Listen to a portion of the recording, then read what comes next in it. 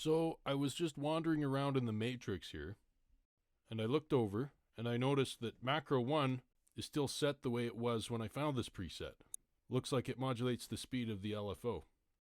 One of the very few drawbacks of Serum is that it only has 4 macros, so I'm not going to waste a macro if it's only controlling one destination, because I can just map it directly with my host program or my MIDI controller. So I'ma kill it. So if you remember from the first video, we moved all the modulations over from LFO1 to envelope 2, and now we're going to take that a step further with the use of our auxiliary source.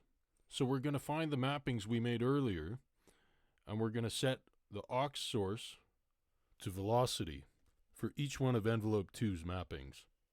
What this is going to mean is how hard I hit the piano keys is going to determine the extent to which envelope 2 acts on these 7 destinations. I have one additional mapping that I'm going to have to put in, and I see this empty modulation lane from when we killed that macro. So in the interest of keeping things neat and tidy, I'm going to use it. And I'm going to set the velocity to also affect the decay of envelope 2. So if I spank it, it's going to sound like BAM. And if I just touch it softly, it'll go BAM.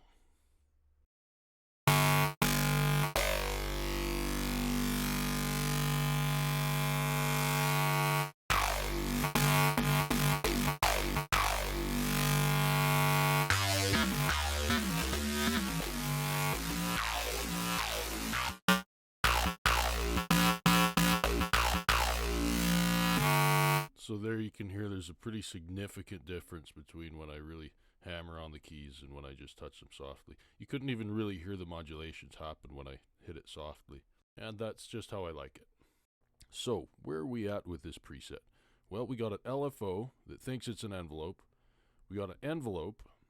They're both doing the same thing. So we're going to go back and fix the LFO. But before we do that, we're going to duplicate all these modulation destinations once more, this time into a macro. And once we connect that macro to a knob or slider on my MIDI controller, I'll be able to scroll through the range of all those 7 modulations directly, not automatically with the use of an envelope or an LFO, but actually manually, as if it was a real instrument. So our process is going to be the exact same as when we were copying all the modulations from the LFO to the envelope. But now we're going to copy all the modulations from the envelope and the LFO over to this macro 1. I'll actually copy it over from LFO 1 just in case I made a mistake while I was setting up the envelope. So we'll activate the LFO destination so that we can see the blue highlights.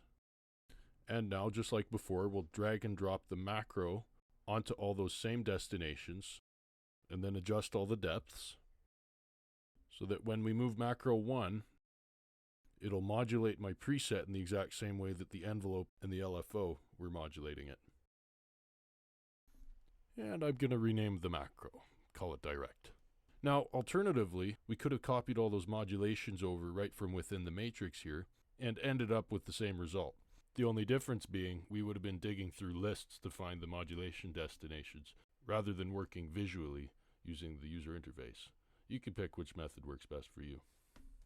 So I'm going to test the macro now, and I'll make sure that the LFO and the envelope are bypassed so that I can hear the macro by itself.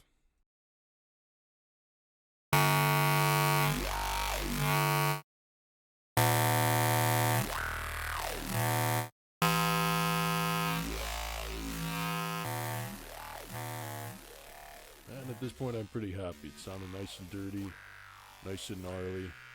What do the kids say? It's lit. Nice and lit. It's like it's on fire or something.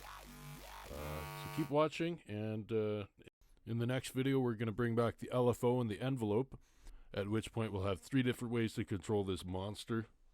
And I'll show you how you can switch between LFO, envelope, and direct control without having to fiddle around and scratch your head for 10 minutes. Because let's remember, the goal here is live performance. And we want to put on a show.